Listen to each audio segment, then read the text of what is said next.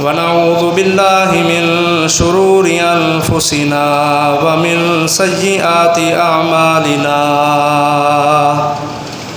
من يهده الله فلا مضل له ومن يضلل فلا هادي له وأشهد أن لا إله إلا الله وحده لا شريك له وأشهد أن محمدًا عبده ورسوله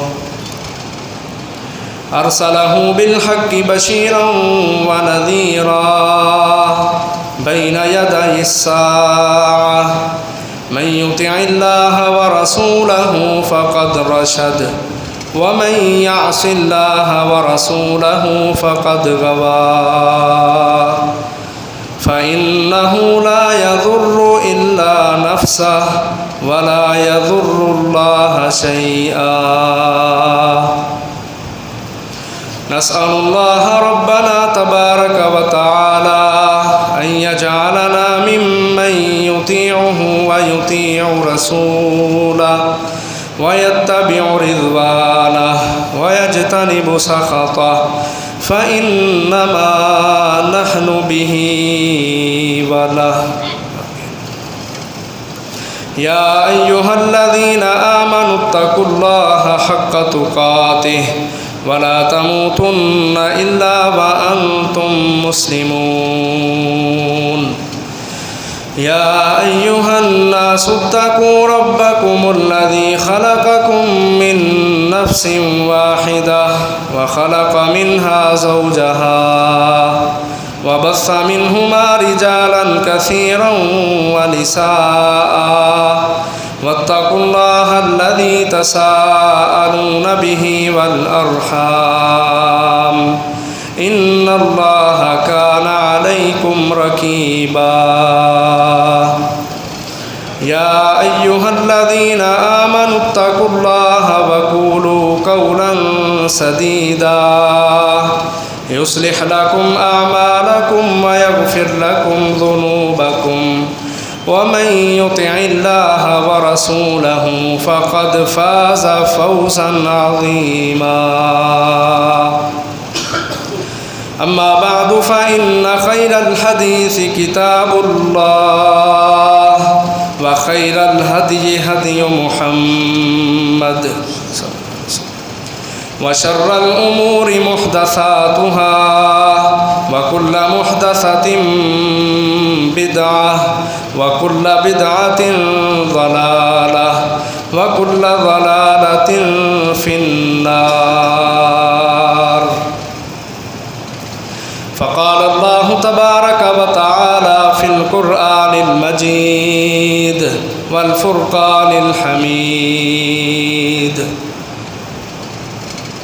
ولا تسبوا الذين يدعون من دون الله فيسبوا الله عدوا بغير علم كذلك زينا لكل أمة عملهم ثم إلى ربهم مرجعهم فينبئهم بما كانوا يعملون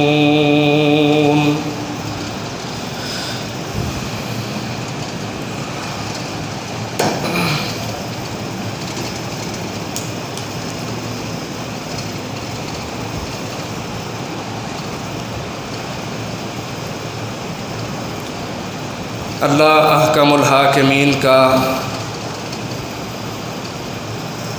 اہل اسلام پر بہت بڑا یہ احسان ہوا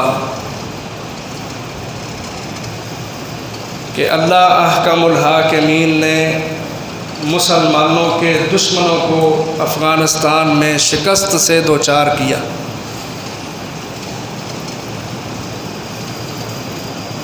اور یہ بہت بڑی فتح اللہ تبارک و تعالی نے مسلمانوں کو، اہل اسلام کو عطا فرمائی ہے۔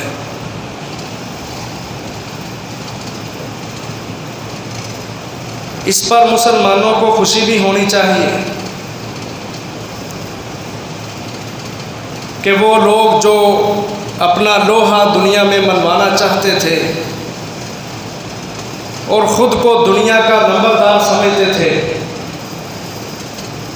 اللہ تبارک و تعالیٰ نے 40 سال کے عرصے میں روس کو اور افغانستان کے لڑائی کے اندر افغانستان کے محاذ پہ امریکہ کو ان 2 سپر پاوروں کو شکست دی۔ اس پر خوشی کا اظہار بھی ہونا چاہیے، لیکن محترم بھائیوں، جو بات میں سمجھانا چاہتا ہوں، ایک نقطہ ذہن میں رکھیں ہمیشہ کے لیے کہ جب بھی اللہ تبارک و تعالیٰ نے مسلمانوں کو کافروں کے مقابل فتح عطا فرمائی ہے تو کافروں نے ہمیشہ مسلمانوں کے اتحاد کو توڑنے کے لیے،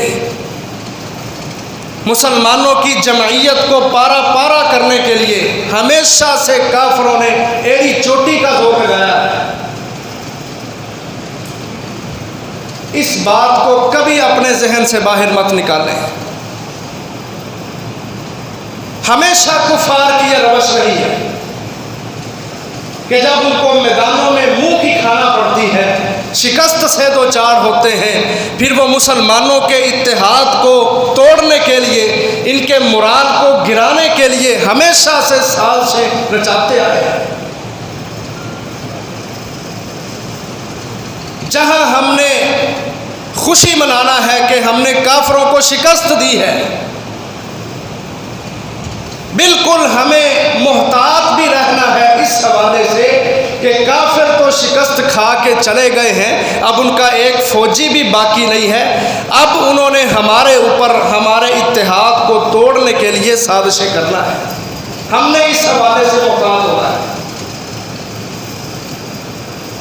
یاد رکھیں، جہاد اسی وقت کامیاب ہوتا ہے جب پیچھے مسلمانوں کا اتحاد ہوتا ہے، فرقہ واریت نہیں ہوتی، لا دینیت نہیں ہوتی، دھڑے بازی نہیں ہوتی۔ جب مسلمان اتحاد کے ساتھ، جمعیت کے ساتھ متحد ہو کے کھڑے ہوتے ہیں، پھر ہی اللہ کا الحاکمین جہادوں میں مسلمانوں کو کامیابیاں عطا کرتے ہیں۔ ہم نے سپر پاوروں کو شکست دی، اب اگلا مرحلہ ہمارے سامنے ہندوستان کی شکل میں ہے،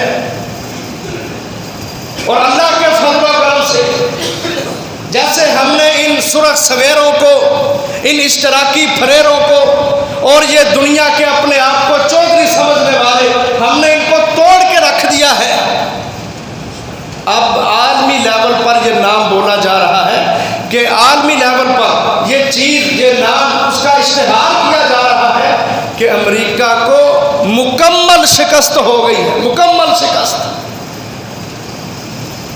تو انشاءاللہ اللہ کے فضل و کرم سے جس طرح ہم نے امریکہ کو مکمل شکست دی ہے، جو سپر پاور اپنے آپ کو سمجھتا تھا، انشاءاللہ اللہ کے فضل و کرم سے، اس کی نصرت سے، اس کی توفیق سے ہم ہندوستان کے بھی انشاءاللہ ٹکڑے ٹکڑے کریں گے۔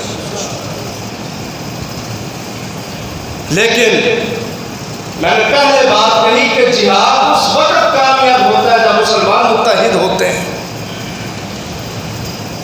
ہم نے جہاں خوشی منانا ہے وہاں ہم نے محتاط بھی رہنا ہے کہ کہیں کافروں کی سازشیں کامیاب نہ ہو جائیں، وہ مسلمانوں کو پھاڑنے کے لیے، ان کو آپس میں توڑنے کے لیے، لڑوانے کے لیے پاکستان میں اور مسلم ملکوں کے اندر فرقہ واریت کو پھیلائیں گے، مسلمان نوجوانوں کے جذبات کو ابھاریں گے، شیعہ سنی کے مسئلے کھڑے کر کے مسلمانوں کو ایک دوسرے کے دستوں گریباں کریں گے۔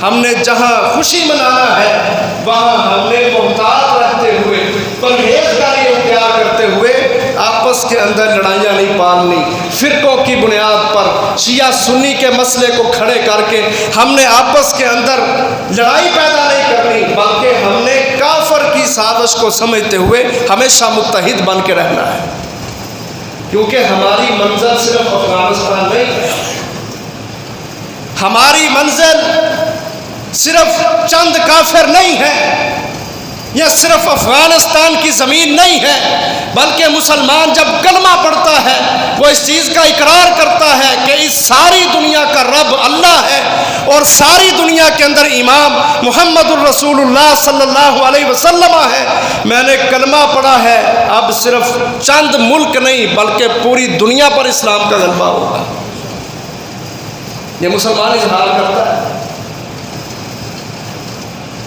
تو ہم محترم بھائیوں اسی وقت کافروں کے مقابلے میں سیسا پلائی دیوار بن کے کھڑے ہوں گے جب ہم اپنی صفوں کے اندر اتحاد کو پیدا کریں گے۔ کافر سازشیں کریں گے، یہ بڑی آج کل سازشیں ہو رہی ہیں، بڑے آج کل اس محرم کے مہینے کے اندر کبھی کوئی اٹھتا ہے وہ صحابہ کو گالیاں، کبھی کوئی اٹھتا ہے وہ امیر معاویہ رضی اللہ عنہ کو گالیاں، کوئی ابو بکر صدیق، کوئی عمر فاروق، کوئی عثمان علی، عشرہ مبشرہ، عائشہ صدیقہ رضی اللہ عنہا، ان پر تہمتیں، ان کے خلاف بکبکا، گالی گلوچ سب کچھ کرتے ہیں لوگ۔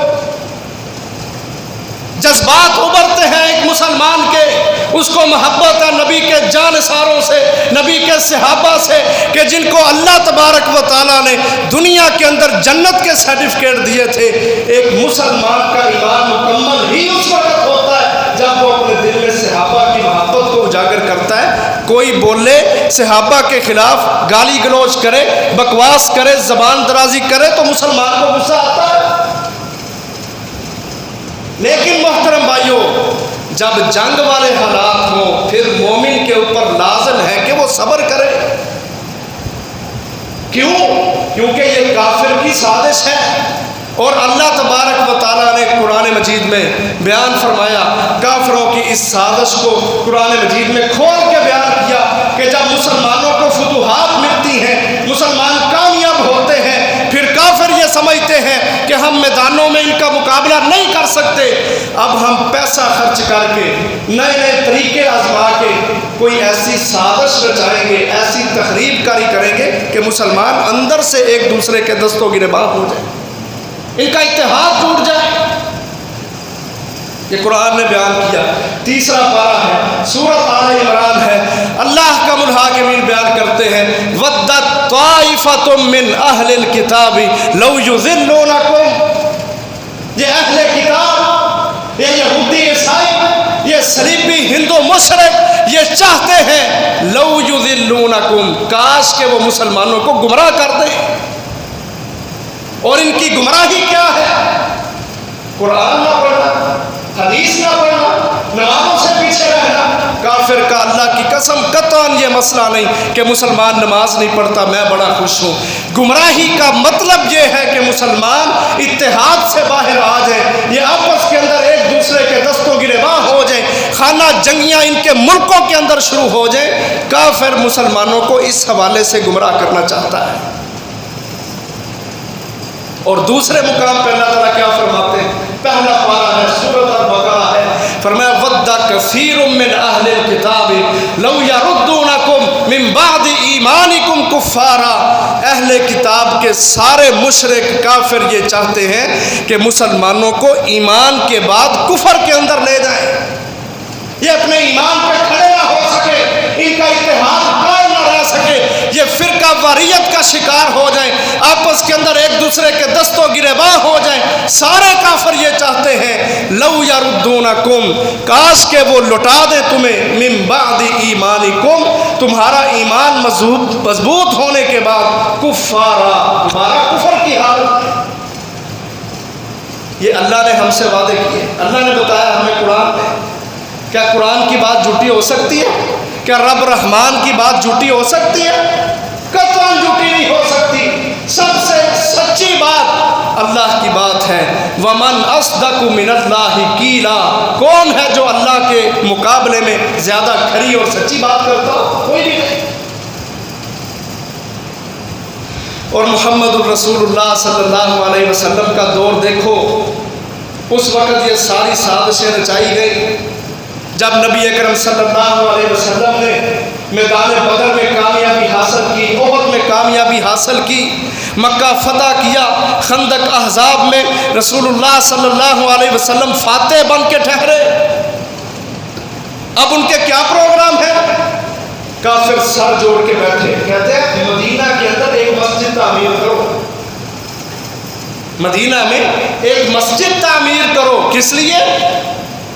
تاکہ مسلمان کو پھاڑا جائے، جو دیکھنے میں مسجد ہو، جس کے اوپر مینار سجا ہو، اندر جائے نماز بچھے ہو، جمعے ہوتے ہو، نمازیں ہوتی ہو، ایک مسجد تعمیر کرو جو دیکھنے میں مسجد نظر آئے، لیکن اس کے اندر بیٹھ کے پروگرام یہ بنائے جائیں کہ ان انصار اور مہاجرین کو، جن کو رسول اللہ صلی اللہ علیہ وسلم نے انما المؤمنون اخوۃ کے تحت ایک دوسرے کے گلے لگوا دیا تھا، المسلم اخو المسلم کے تحت، المسلم اخو المسلم لا یظلمہ ولا یخذلہ، مسلمان ایک دوسرے کے بھائی ہیں، یہ آپس کے اندر فتنوں میں نہ پڑیں، فساد میں نہ جائیں، یہ مل جل کر رہیں۔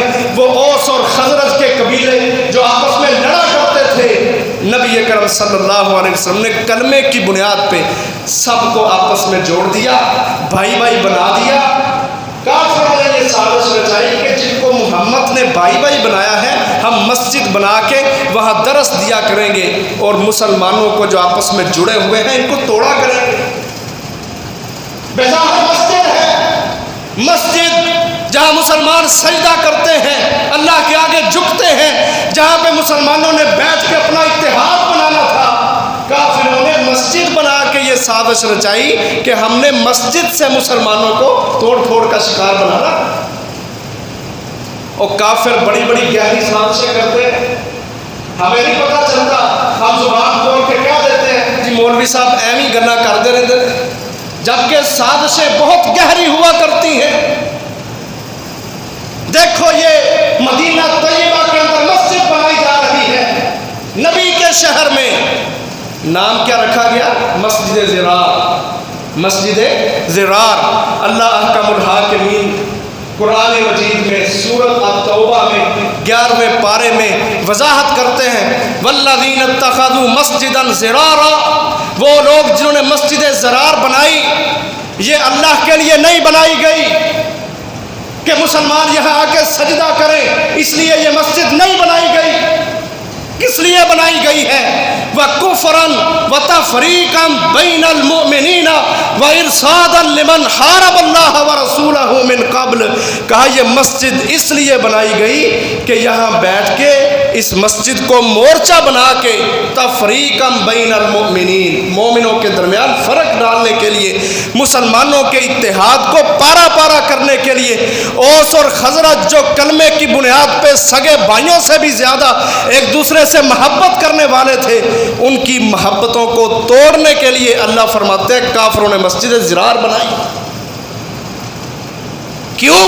لمن حارب اللہ ورسولہ من قبل، کہ اس مسجد کو بنانے سے پہلے وہ اللہ کے ساتھ، رسول اللہ کے ساتھ جنگیں کر چکے ہیں، ہر بار ان کو جنگ کے میدان میں شکست کھانا پڑی ہے، اب وہ میدانوں میں نہیں آ سکتے، انہوں نے چپکے چپکے خفیہ طریقے سے یہ مسجد بنائی اور اس مسجد کو ایک مورچہ بنایا، اور اس مورچے میں بیٹھ کے وہ مسلمانوں کے اتحاد کو اس میں تفریق ڈالنے کی کوشش کریں گے، ٹوٹ پھوٹ کا شکار کریں گے۔ تو یہ سازشیں محترم بھائیوں ہمیشہ سے چلتی آئی ہیں، یہ نبوی دور کی بات ہے، جب رسول اللہ صلی اللہ علیہ وسلم زندہ ہیں، صحابہ موجود ہیں، اس وقت یہ رومی، ایرانی، کیسر و کسریٰ کے سارے چیلے چاٹے مشرکین عرب کے ساتھ مل کے یہ سازش رچا رہے ہیں۔ دیکھو کیسے بدبخت ہیں کہ مسلمانوں کی جمعیت کو توڑنے کے لیے مسجد کا استعمال کر رہے ہیں۔ اندازہ کرو یہاں سے کہ کفار کی سازشیں کس قدر گہری ہوا کرتی ہیں۔ آج بھی محترم بھائیوں وہی حالات ہیں، اللہ نے مسلمانوں کو، مجاہدوں کو کامیابیاں عطا کی ہیں، صحابہ کرام کے مار کے آج تازہ ہوئے ہیں افغانستان میں، اب وہ کافر دنیا کو منہ دکھانے کے لائق نہیں رہا، دنیا کو منہ دکھانے کے لائق نہیں رہا۔ پنجاب پولیس، لوگ کیا سمجھتے ہیں پنجاب پولیس کو؟ کہتے ہیں انہاں کو ایک چور نہیں پھڑیا جاتا، لیکن اللہ کی قسم یہ 2-4 دن پہلے دیکھا سوشل میڈیا پہ، پنجاب پولیس جس سے چور نہیں پکڑا جاتا وہ سپر پاوروں کو لائنوں میں لگا رہی ہے، چلو بیٹھو جہاز میں، پناہ گاہوں کے اندر کھانا کھا رہے ہیں، غریبوں کی جگہ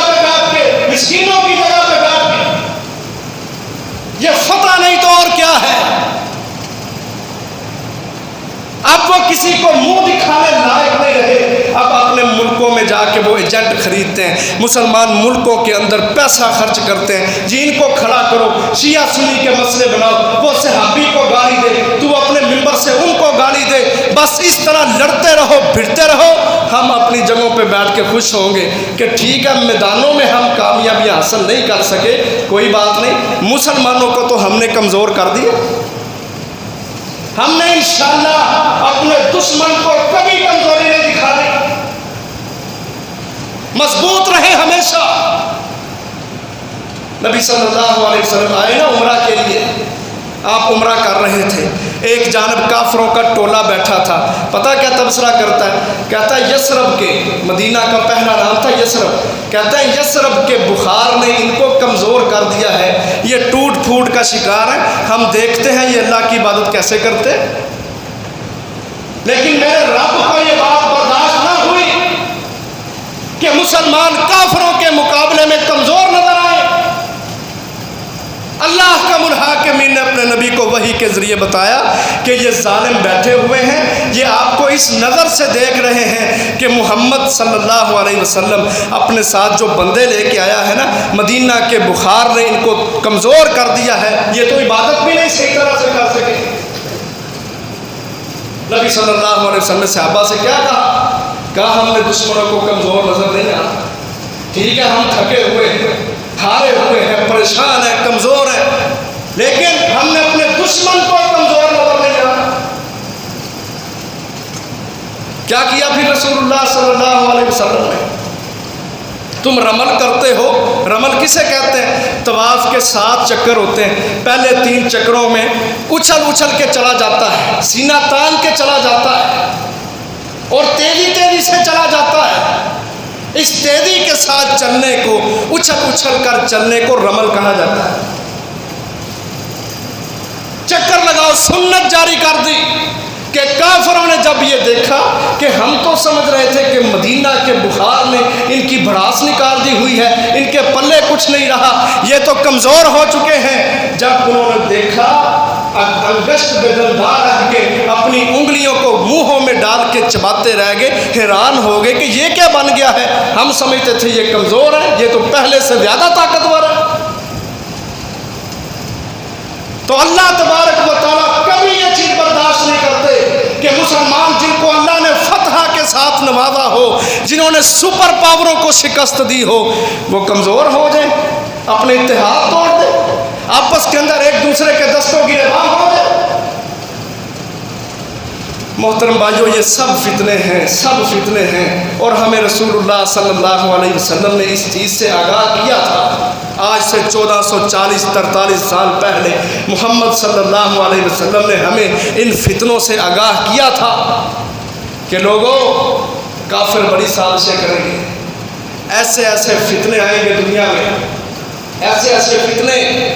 حضرت ابو ہریرہ رضی اللہ عنہ بیان کرتے ہیں، بخاری مسلم کی روایت ہے کہ فرمایا نبی صلی اللہ علیہ وسلم نے فرمایا یتقارب الزمان، ایک زمانہ قریب آنے والا ہے، یقبض العلم، علم ختم ہو جائے گا، وتظہر الفتن، اور دنیا کے اوپر فتنے ظاہر ہونے لگ جائیں گے، علم اٹھ جائے گا، لوگ علم نہیں پڑھیں گے۔ اس کا مطلب ہے جو لوگ قرآن و سنت سے دور ہوتے ہیں وہ فتنوں کو بھی نہیں سمجھ پاتے، اس لیے فرمایا قرب قیامت کے فتنوں میں سے ایک فتنہ یہ ہوگا کہ جو دنیا میں علم ہے، قرآن و سنت کی بات ہے، اس کو اٹھا لیا جائے گا۔ بہت کم لوگ ہوں گے جو اپنے منبر و محراب سے، مسجد سے، اپنے درس سے قرآن کی بات، دلائل کے ساتھ حدیث کی بات، نبی اکرم صلی اللہ علیہ وسلم کی بات لوگوں کو پہنچائیں گے، وگرنہ اکثریت یہ ہوگی کہ یقبض العلم، علم کو ختم کر دیا جائے گا، اٹھا لیا جائے گا، اور جب علم اٹھ جائے گا وَتَظْهَرُ الْفِتَنُ، اس دنیا کے اوپر فتنے ظاہر ہوں گے، شیعہ سنی کے مسئلے ہوں گے، صحابہ کو گالیاں دی جائیں گی، گھروں کے اندر فتنے ہوں گے، فساد ہوں گے، آپس میں مسلمان دستوں گریباں ہو جائیں گے، اس قدر فتنے ظاہر ہوں گے۔ یکسر الحرج، حرج بہت زیادہ ہوگا۔ صحابہ نے پوچھا قالوا وما الحرج یا رسول اللہ، اے اللہ کے رسول حرج کیا ہے؟ काला नबी अकरम सल्लल्लाहु अलैहि वसल्लम फरमाया अल-क़त्लु क़त्ल, कि जब साजिशें होंगी, जब फितने होंगे दुनिया के ऊपर फैलाए जाएंगे, इल्म ख़त्म हो जाएगा। जब इल्म ख़त्म हो जाएगा, फितने पैदा होना शुरू हो जाएंगे, फिर रूए ज़मीन के ऊपर कोई हक बात करने वाला नहीं होगा, बहुत कम लोग होंगे। फिर फितनों के नतीजे में कि जब मुसलमान एक दूसरे के साथ लड़ रहे हैं, फिरका वारियत है, गाली गलोच है, लाल तान है, वो काफिर, मैं सिर्फ ठीक हूँ बाकी सारे काफिर, जब ये बातें होंगी फरमाया फिर हरज ज्यादा होगा।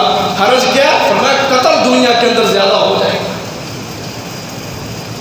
वयुफ्सिदूना फिल अर्ज़, ये मुस्लिम लोग, ये ईमान वाले लोग फिर हकीकत की बुनियाद पे, सच और इंसाफ की बुनियाद पे, कुरान और सुन्नत की बुनियाद पे सोचना छोड़ देंगे, फिर कत्ल व गारत ज़्यादा होगी, ज़मीन के ऊपर फसाद फैल जाएगा। बदकिस्मती से आज ये हालात है, वो काफिर उठा देते हैं, हम उठ जाते हैं।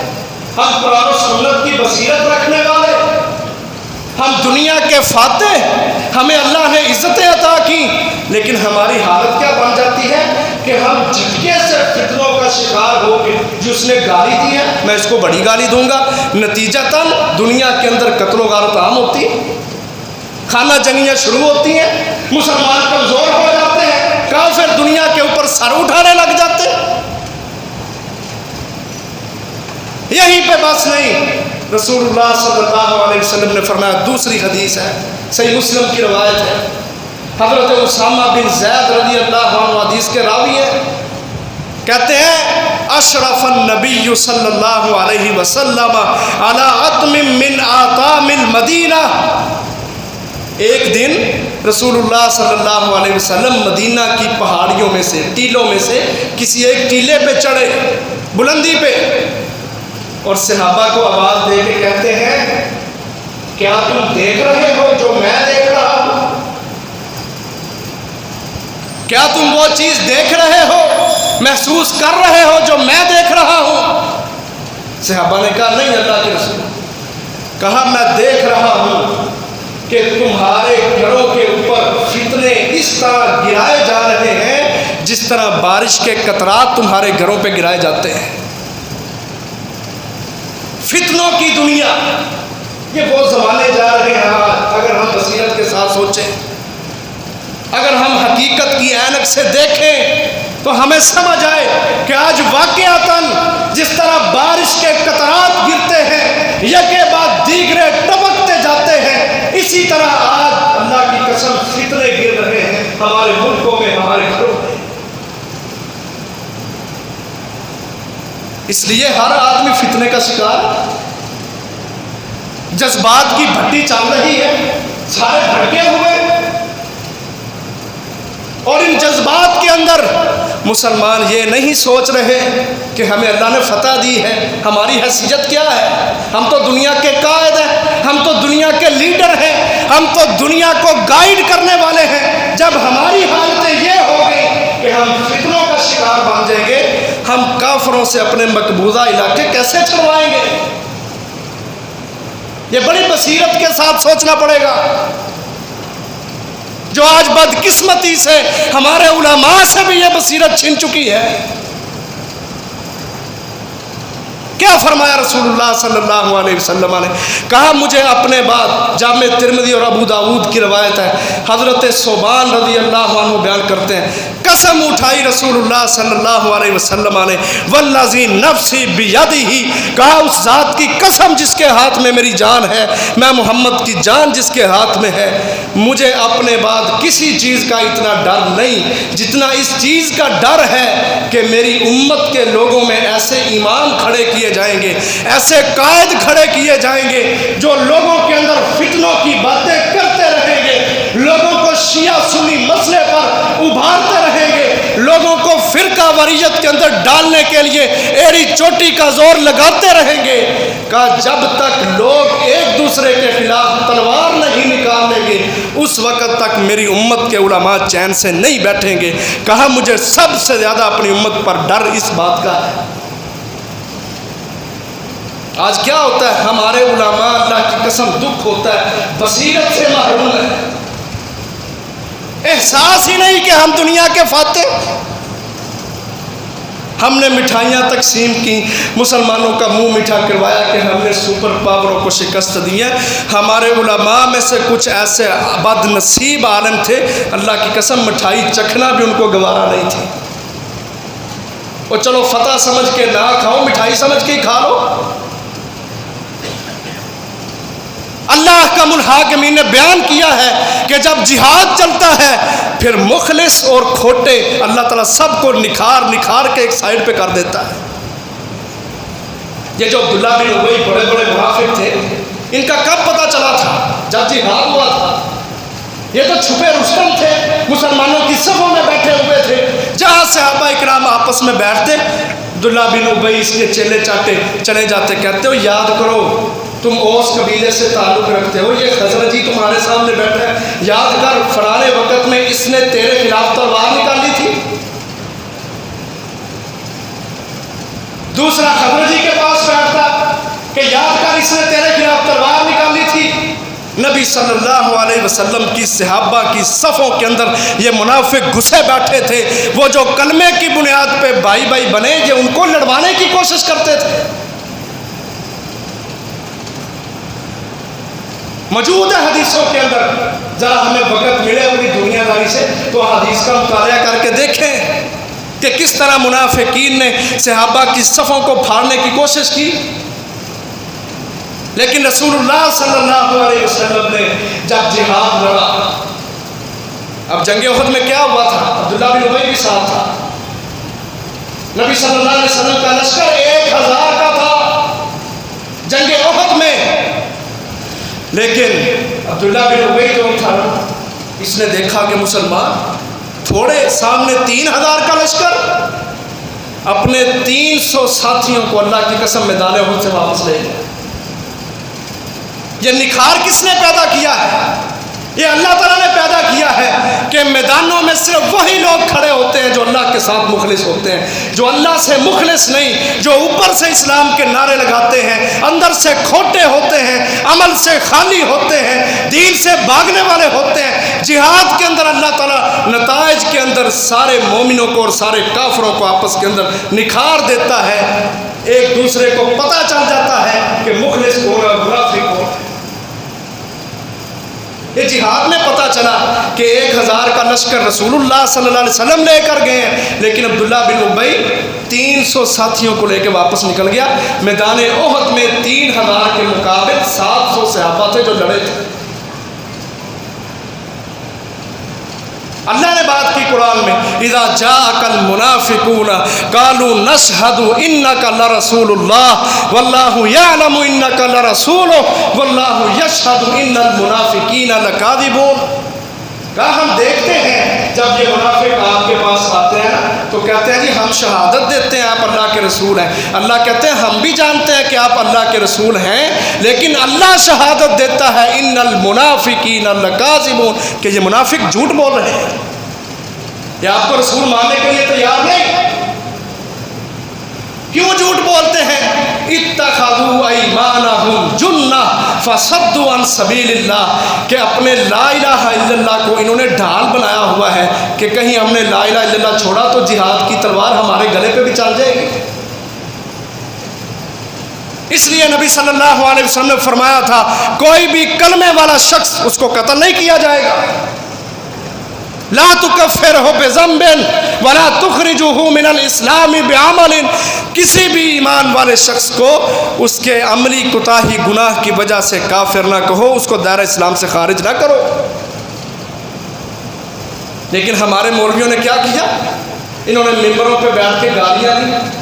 ہم آج، میں صاف صاف اور کھلی بات کروں گا، ہمیں تکلیف ہوتی ہے جب یہ شیعہ لوگ ہمارے صحابہ کو گالیاں دیتے ہیں، ہوتی ہے تکلیف، جذبات میں آتے ہیں ہم، سب کچھ ہوتا ہے، پریشانیاں آتی ہیں، غصے چڑھتے ہیں، خون کا لیول بلند ہو جاتا ہے، قتل کرنے کے پروگرام تک بنائے جاتے ہیں۔ لیکن یہ سب کچھ کیوں ہوتا ہے؟ ہم نے دعوت کا جو اصل معیار تھا اس کو چھوڑ دیا ہے۔ ہم نے کسی کو جا کے اچھے طریقے سے نہیں سمجھایا، اس کو اسلام کی، دین کی، جہاد کی، کلمہ طیبہ کی، صحابہ سے محبت کی، نبی سے محبت کی، صحابہ کے ایمان کی دعوت ہم نے اس کو اچھے طریقے کے ساتھ نہیں دی۔ ہم نے ممبروں پہ بیٹھ کے گالیاں نکالی، فتوے بازی۔ آج فرقہ وریت میں بہت حد تک علماء کا بھی کردار ہے۔ اللہ نے قرآن میں بیان کیا، لا تسبوا الذین یدعون من دون اللہ، کہا ان لوگوں کو گالی نہ دو۔ لا تسبوا الذین یدعون من دون اللہ، سورۃ الانعام ہے، 7واں پارہ ہے، آخری صفحے کے اوپر یہ آیت موجود ہے۔ کہا ان لوگوں کو کہ جن کو وہ شریک بناتے ہیں اللہ کے علاوہ، یدعون من دون اللہ، ان کو گالی گلوچ نہ کرو۔ ہم کہیں گے جی کیوں؟ وہ تو باطل پہ ہیں، وہ تو جھوٹ بولتے ہیں، وہ تو گالیاں دیتے ہیں، ہم تو مقابلے میں کھڑے ہوں گے۔ اور اللہ نے کہا ہے لا تسبوا الذین یدعون من دون اللہ، کبھی ان کو گالی نہ دو۔ کیوں؟ فَيَسُبُّ اللَّهَ عَدْوًا بِغَيْرِ علم، جب تم ان کو گالیاں دو گے تو رد عمل میں تمہارے اللہ کو گالیاں دیں گے۔ ہم اس فرقہ وریت میں، اس جذبات کی بٹی میں ہم کبھی یہ نہ سمجھے کہ ہم سرخرو ہو کے نکلیں گے۔ تم ان کو گالیاں دو گے، وہ تمہارے رب رحمان کو گالیاں دیں گے۔ پھر کیا کیا جائے؟ اسلوب دعوت کو سمجھا جائے۔ لیکن افسوس اس وقت ہوتا ہے ان پڑھ لوگ جن کو نہ صحابہ کے جہاد سے محبت ہے، نہ صحابہ کے ایمان سے محبت ہے، نہ صحابہ جیسا چہرہ پسند ہے، نہ صحابہ جیسا لباس پسند ہے، نہ صحابہ جیسا رہن سہن اور ماحول پسند ہے، نہ صحابہ جیسے ان کے اندر اطاعت اور فرما برداری ہے، وہ بھی کھڑے ہو کے باتیں کرتے ہیں جس سے ابھن گانا کڑیاں نے۔ اور بد کردار، تیرا کردار کیا ہے؟ نہ تیرا چہرہ صحابہ جیسا، نہ تیرا لباس صحابہ جیسا، نہ تیرا رہن سہن صحابہ جیسا۔ کوئی گالی دے تو تیرے ایمان کے اندر تڑپ پیدا ہو جاتی ہے۔ یہ قطعاً اسلوب دعوت نہیں۔ دعوت یہ ہے اس کی بھی بات کو سنو، اپنی بات کو بھی رکھو، ایمان کے ساتھ، مخلص پن کے ساتھ، نرمی کے ساتھ اس کو سمجھاؤ۔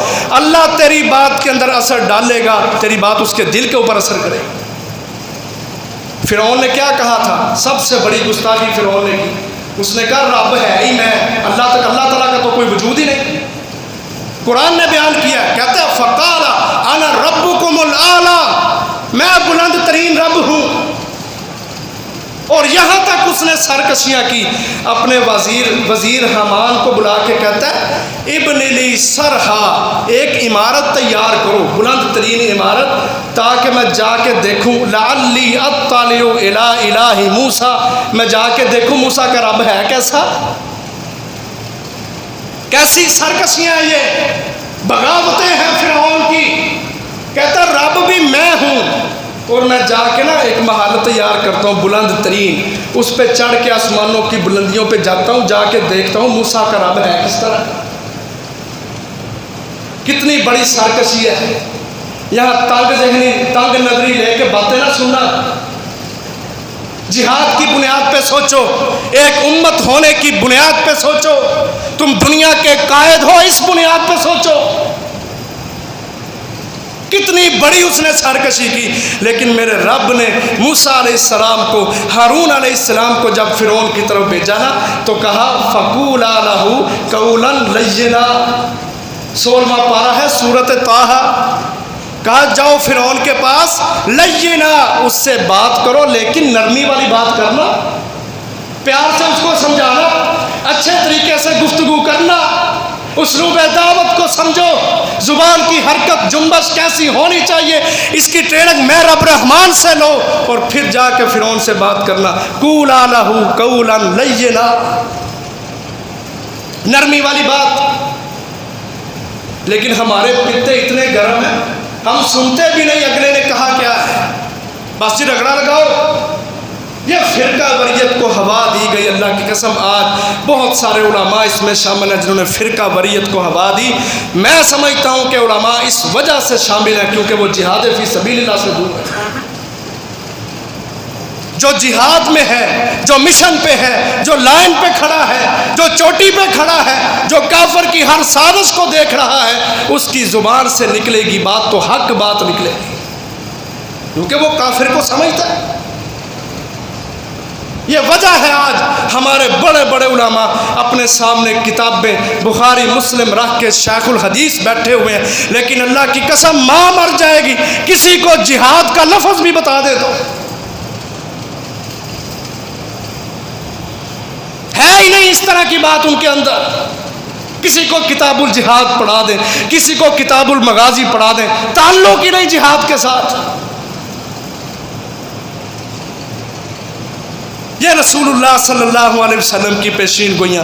کہاں اس طرح کے علماء سے مجھے سب سے زیادہ خطرہ ہے، کیونکہ یہ اپنی عوام کو اس قدر فرقہ واریت پر ابھاریں گے، جب تک ان کی تلواریں نہیں نکلیں گی ان کی آواز بند نہیں ہوگی، اور جب تلواریں نکل آئیں گی کہاں ان کی آواز بند ہو جائے گی، سب کو آپس میں لڑوا دیں گے۔ کہا پھر اتنی فرقہ واریت اور اس کے نتائج میں جنگ و جدل اس قدر زیادہ ہوگا، قیامت آ جائے گی فرقہ واریت بند نہیں ہوگی۔ یہ رسول اللہ صلی اللہ علیہ وسلم کے ترمذی ابو داؤد کی روایتوں میں الفاظ ہیں۔ ہمیں کھلے ذہن کے ساتھ سوچنا پڑے کہ ہم دنیا کے فاتح ہیں، ہم نے آپس میں نہیں لڑنا، ہم نے کفار کے مقابلے میں کھڑا ہونا ہے۔ کافر یہ چاہتا ہے یہ آپس میں لڑیں، ہم نے قطعاً نہیں لڑنا۔ پھر رسول اللہ صلی اللہ علیہ وسلم نے فرمایا فتنوں کا ذکر کرتے ہوئے، کہا جب اس انتشار کی وجہ سے لڑائیاں ہوگی نا، قاتل کو نہیں پتا ہوگا میں نے کیوں قتل کیا، اور نہ مقتول کو پتا ہوگا مجھے کیوں قتل کیا گیا۔ مسلم کی روایت ہے، حضرت حذیفہ بن یمان رضی اللہ عنہ حدیث کے راوی ہیں، کہا فتنوں کے دور میں، انتشار کے دور میں قتل و غارت ہوگی، قاتل کو نہیں پتا کہ میں نے کیوں قتل کیا ہے، مقتول کو بھی نہیں پتا مجھے کیوں قتل کیا گیا ہے۔ کیوں؟ کیونکہ فرقہ واریت ہمیشہ اس وقت ہوتی ہے جب نظریہ ایک ہوتا ہے، کلمہ سب کا ایک ہے، کوئی دیوبندی ہے، کوئی وہابی ہے، کوئی بھی ہے، وہ کلمہ پڑھتے ہیں، اللہ کو مانتے ہیں، رسول اللہ کو مانتے ہیں، سوچ سب کی ایک ہے، لیکن آگے اختلافات چل رہے ہیں، نظریے نہیں مل رہے، سوچ ایک نہیں ہو رہی، پلیٹ فارم سب کا ایک، سب لا الہ الا اللہ پڑھتے ہیں۔ اب یہاں اصلاح کی ضرورت ہے، اس لیے کہا کہ قاتل کو نہیں پتا مجھے کیوں قتل کیا گیا، میں تو کلمہ پڑھتا تھا، مقتول کو بھی نہیں پتا مجھے کیوں مارا ہے اس نے، میں بھی تو کلمہ پڑھتا تھا۔ ورنہ اس طرح کی آزمائش اور اس طرح کے فتنے دنیا کے اندر رونما ہوں گے، قاتل کو نہیں پتا میں نے کیوں مارا ہے، مقتول کو نہیں پتا مجھے کیوں مارا گیا ہے۔ اور ایک روایت میں نبی صلی اللہ علیہ وسلم نے فرمایا، صحیح مسلم کی روایت ہے، بخاری میں بھی موجود ہے، نبی اکرم صلی اللہ علیہ وسلم فرماتے ہیں، حضرت مقداد بن اسود بیان کرتے ہیں، کہا لوگوں دنیا کے اندر فتنوں کی وجہ سے مسلمان ایک دوسرے کے دستوں گرباں ہو جائیں گے، بڑے زیادہ فتنے ہوں گے۔ صحابہ نے پوچھا اللہ کے رسول ہمیں کیا کرنا ہوگا؟ فتنے اتنے بیان کیے، کہا ان فتنوں کے دور میں بیٹھنے والا شخص کھڑے شخص سے بہتر ہے، اور کھڑا شخص چلنے والے سے بہتر ہے، اور چلنے والا دوڑنے والے سے بہتر ہے۔ جتنا کوئی اپنے آپ کو سمیٹ لے گا فتنوں کے ایام میں، صبر کر کے بیٹھے گا، وہ اتنا ہی بہتر اور نکھرتا جائے گا۔ الفاظ سنو نبی صلی اللہ علیہ وسلم کے، بیٹھنے والا کھڑے سے بہتر ہے، کھڑا آدمی چلنے والے سے بہتر ہے، چلنے والا دوڑنے والے سے بہتر ہے۔ ایک روایت میں الفاظ ہے سونے والا جاگنے والے سے بہتر ہے۔ جتنا اپنے آپ کو پیچھے کرو۔ صحابی نے پوچھا اللہ کے رسول ان ایام میں پھر ہمیں کیا کرنا چاہیے؟ نبی صلی اللہ علیہ وسلم نے فرمایا جب فتنوں کی کثرت ہو، پھر جس کا جنگل کے اندر اونٹ ہیں، بکریاں ہیں، جس کا جو مال ہے جنگل میں، وہ جنگلات میں چلا جائے، لوگوں سے الگ تھلگ ہو جائے، کیونکہ دنیا پہ تو فتنے ہیں، وہ لوگوں سے الگ تھلگ ہو کے، ان لوگوں سے جو فتنوں کو ہوا دینے والے ہوتے ہیں، کہ ان لوگوں سے الگ تھلگ ہو جائے اور جا کے جنگلات کے اندر اپنی ساری زندگی بسر کرتے ہیں، وہاں چشموں سے پانی پیے، اپنی اونٹنیوں کا دودھ دھوئے، ان کو پیے، اور اللہ اللہ کرے، نمازیں پڑھے، خود ہی اذان دے، خود ہی نمازیں پڑھے، اس طرح زندگی گزار دے۔ اس قدر نبی صلی اللہ علیہ وسلم نے بچانے کی کوشش کی۔ صحابی کہتا ہے اللہ کے رسول اگر کسی کا سامان مال ہو ہی نہ اونٹوں کی شکل میں، بکریوں کی شکل میں، تو وہ کہاں جائے؟ نبی صلی اللہ علیہ وسلم نے فرمایا وہ اپنے گھر میں ہی رہے، لیکن اپنی تلوار کو پتھر مار مار کے توڑ کے رکھ دے، تاکہ اس کے دل میں مسلمانوں کے خلاف لڑنے کی سوچ بھی پیدا نہ ہو۔ ایسا رسول اللہ صلی اللہ علیہ وسلم نے ہمیں فتنوں سے بچنے کی تلقین کی کہ تلوار تو ہوتی ہی کافر کے لیے ہے، لیکن جب بد امنیاں ہوں، مسلمان ملکوں میں اتحاد ٹوٹ رہا ہو، فرقہ واریت عروج پر ہو، کہا اپنی تلوار کو پتھر مار مار کے توڑ دینا، تاکہ یہ تیرے دل میں خیال بھی نہ آئے کہ میرے پاس تو تلوار ہے، میں تو اس کی گردن اتار دوں۔ اور ایک حدیث میں نبی صلی اللہ علیہ وسلم نے فرمایا، یہ بھی صحیح مسلم کی روایت ہے، کہا میں نے دیکھا کہ لوگوں کے دلوں کے اوپر فتنے اس طرح اتر رہے ہیں جس طرح یہ چٹائی کے تنکے ہوتے ہیں، جس طرح ایک تنکا چٹائی کا دوسرے کے ساتھ ملا ہوتا ہے نا، کہا اس طرح یکے بعد دیگرے فتنے اترتے رہیں گے، اور کہاں اتریں گے؟ مسلمانوں کے دلوں پر۔ کہا جس بندے کے دل نے فتنوں کو جھانک لیا، یعنی جو فتنوں میں پڑ گیا، جو شیعہ سنی مسئلے میں گر گیا، جس نے کفر کے فتوے لگائے، جس نے مسلمانوں کو اتحاد بنانے کی کوئی سوچ اور کوئی پلیٹ فارم نہ دیا، بلکہ فتنوں کا شکار بن گیا، کہا اس کے دل کے اوپر ایک سیاہ نقطہ لگ جائے گا، وہ فتنوں کے اندر ڈوبنے کی وجہ سے ایک وقت آئے گا اس کا دل کالا سیاہ ہو جائے گا، پھر اس کو دعوت سمجھ نہیں آئے گی۔ اب لوگوں کو ہم سمجھائیں نا کہ یار لڑائی نہ کیا کرو، اختلاف چھوڑ دو، آپس میں بائی بائی بن کے رہو، ہم سمجھائیں، کوئی بات سننے کو تیار ہی نہیں۔ کیوں نہیں تیار؟ اس کا دل فتنوں میں رہ رہ کے کالا سیاہ ہو گیا، اب اس کے اوپر حق کی بات اثر کرتی ہی نہیں، اس کے دل میں جذب ہوتی ہی نہیں۔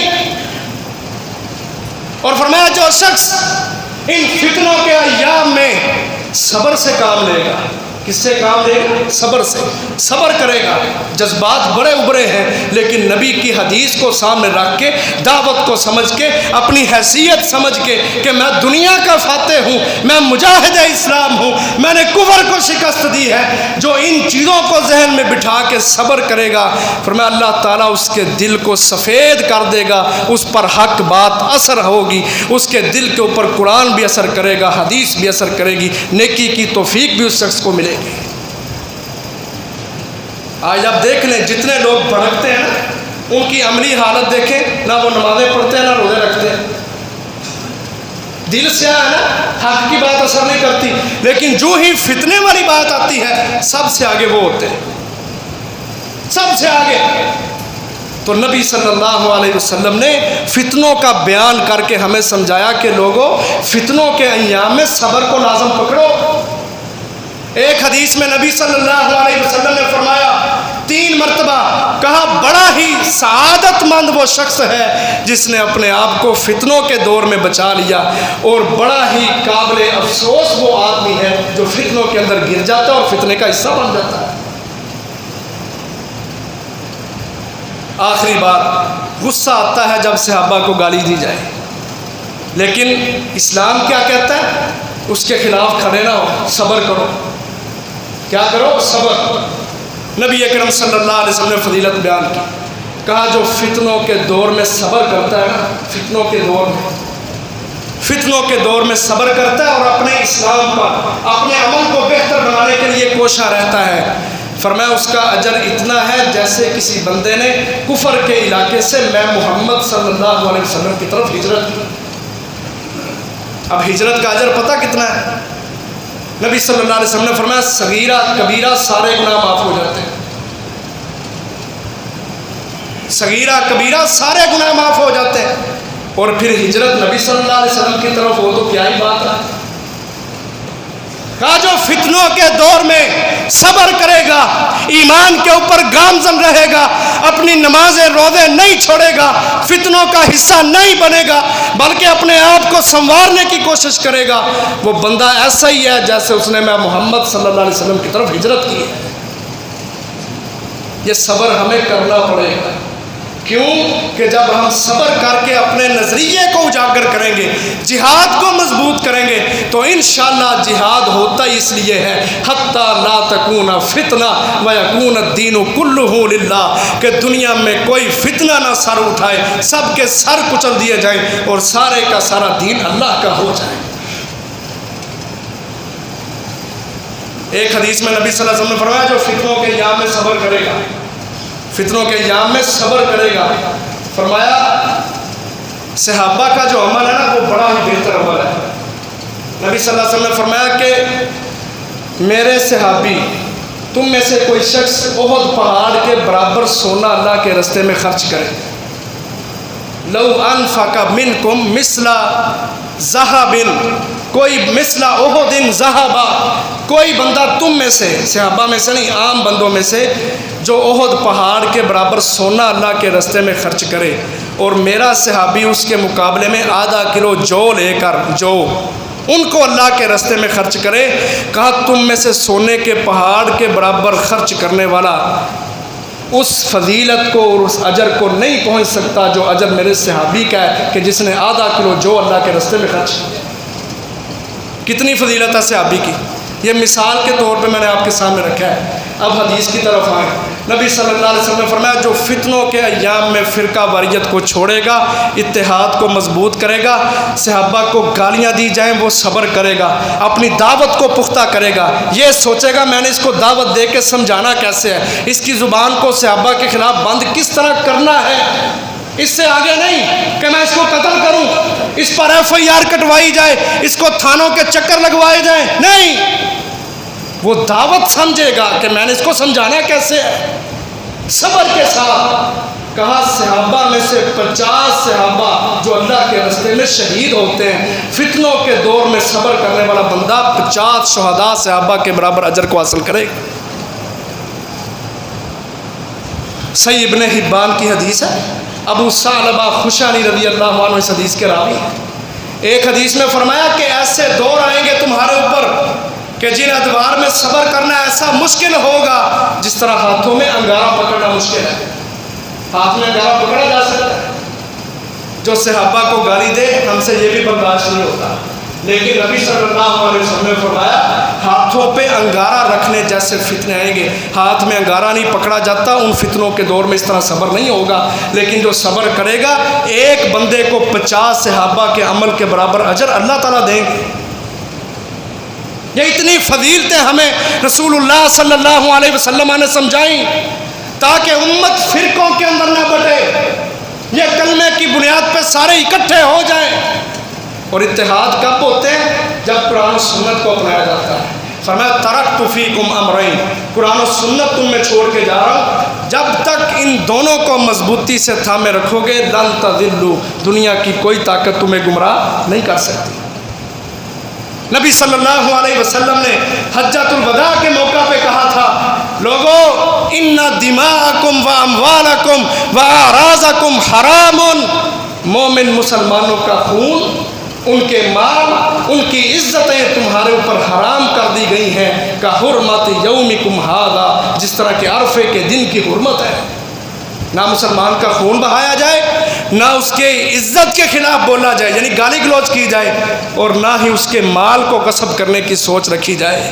اور فرمایا جو شخص ان چیزوں کو اپنائے گا کہ مسلمان کی عزت کو، خون کو حلال سمجھے گا اپنے اوپر، کہا اس شخص نے اپنی دنیا کو بھی تباہ کر لیا، اپنی آخرت کو بھی تباہ کر لیا، کیونکہ مسلمان ہوتا ہی وہ ہے من سلم المسلمون من لسانہ و یدہ، کہ جو مسلمان کے خلاف اپنی زبان بھی بند رکھتا ہے، اپنا ہاتھ بھی کنٹرول میں رکھتا ہے۔ اور آخری مثال، ہمارے نبی صلی اللہ علیہ وسلم کی شان سب سے بڑھ کے، کوئی صحابی آپ کی شان کو نہیں پہنچ سکتا، کوئی تابعی، کوئی تبع تابعی آپ صلی اللہ علیہ وسلم کی شان کو نہیں پہنچ سکتا، لیکن اس نبی کی بھی گستاخی ہوئی ہے۔ مجنون کس کو کہا گیا؟ साहिर किसको कहा गया, कज़्ज़ाब किसको कहा गया, लोगों में लड़ाइयाँ डलवाने वाला किसको कहा गया, दुनिया के इमाम को कहा गया, शाफ़े महशर को कहा गया, जिसके हाथों से इस उम्मत के लोगों ने जामे कौसर पीना है, उसको मजनून, साहिर, जादूगर, तरह तरह के लक़ब दिए गए। मेरे नबी से कतन ये साबित नहीं कि आप उनके खिलाफ खड़े हों। उसी वक़्त 13 साला दौर सब्र के अंदर गुजारा। जब जिहाद की इजाज़त मिली, साहिर, जादूगर, मजनून कहने वाले मैदान बदर के अंदर अल्लाह की कसम मरे पड़े हुए थे। इसमें सबक है तुम्हारे लिए कि सब्र करो, सब्र के दिनों के अंदर अपना अमल संवारो, अपने आप को बेहतर बनाओ। नबी सल्लल्लाहु अलैहि वसल्लम ने फितनों का बयान किया। एक सहाबी ने पूछा, अल्लाह के रसूल, मन नजात, जब फितने आएंगे तो फिर नजात किस काम में होगी? रसूलुल्लाह सल्लल्लाहु अलैहि वसल्लम ने फरमाया, अमलिका अलैका लिसानका वलियसाका बैतुका वबकी अला खतियातिका। अपनी ज़ुबान को कंट्रोल में रखना, किसी पर फतवा ना लगाना, अपने घर के अंदर चले जाना, वबकी अला खतियातिका, और अपने घर में बैठ के रातों को जाग के अपने गुनाह याद कर कर के रब के सामने रोना, अपने गुनाहों की माफ़ी ले लेना। लोग क्या कर रहे हैं उनको करने देना, क्योंकि जो फितनों में पड़ जाता है वो तबाह हो जाता है। तो मोहतरम भाइयों, आओ, हमें अल्लाह ताला ने अफ़गानिस्तान में फ़तह दी है। जहाँ हमने ये खुशी मनानी है कि हम दुनिया के फातेह हैं, वहाँ हमने मोहतात रह के अपनी ज़िंदगी गुजारनी है। मुसलमानों को फ़िरक़ों में नहीं जाने देना, इत्तेहाद बनाना है, मुसलमानों को खड़ा करना है, कलमे की बुनियाद पे सबको गले लगवाना है, आपस में मिलजुल के रहना है, ताकि काफिर हमारी इस कमज़ोरी से फ़ायदा ना उठा सके। बल्कि जब भी वो मुसलमानों को देखे कि मैं इनके अंदर इंतशार पैदा करूँ, तो जिस तरह मैदानों में उसको मुँह की खानी पड़ी है, उसी तरह वो इस दौरान भी मुंह की उसको खानी पड़े। इंशाअल्लाह हमने ये किरदार अपने रब को दिखाना है। अल्लाह ताला हमें तौफीक अता फरमाए। व आखिर दावाया अनिल हम्दुलिल्लाहि रब्बिल आलमीन।